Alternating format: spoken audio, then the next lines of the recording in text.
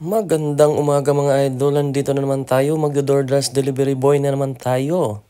So ito mga idol no, bagang maaga, 7 ng umaga, may umorder, may pumasok na order sa akin.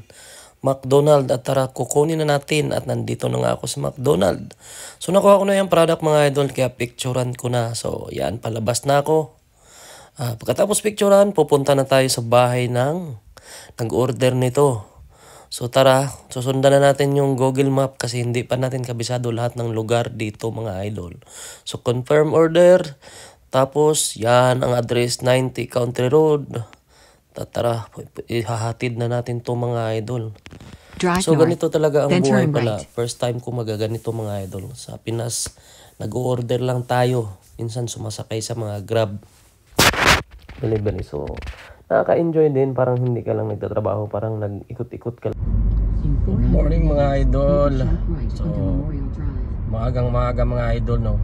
Kilamos lang ako kasi sobrang busy yung apps. So may pumasok na order sa akin mga idol. So kailangan natin kasi sayang din naman, umaga pa lang. Usually ganitong oras walang order eh. Nagkataon lang na iwan. Pakatulog yung mga dasher ngayon. Tulog yung mga dasher siguro ngayon kaya walang kaya mga idol tara muna tayo, puntahan muna natin yung gideliver ako ngayon. Nag-deliver muna ako at hatid ko yung order ng customer. So tara. So ito na mga idol, malapit na ako sa bahay ng nag-order nito. At ganito lang naman dito, magkarang nakaka-enjoy din kasi magdadrive ka lang, hatid mo. Minsan nakakaasar din kasi yung Google Map mali-mali din. Minsan yung restaurant naman din napakatagal.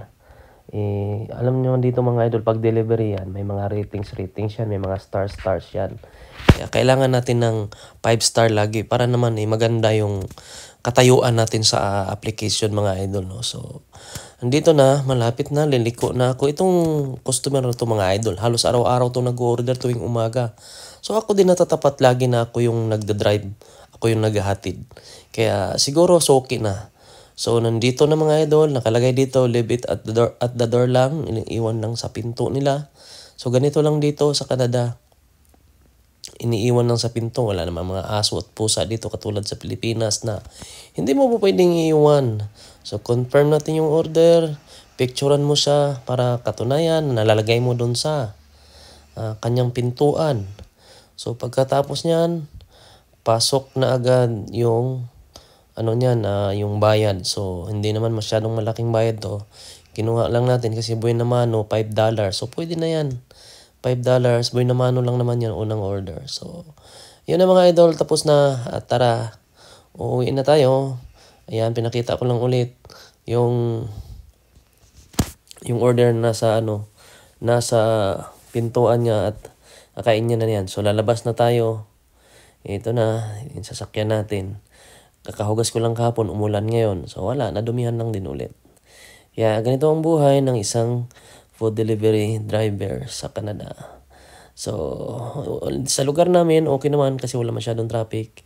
Kaya tara, babalik na tayo doon at maghihintay tayo ng order ulit. Habang naghihintay ng order, ito lang kagandahan dito dahil manonood ka lang ng ano-anong video, YouTube at ano pa man gusto mong panoorin mga idol. Kaya sa sunod ulit.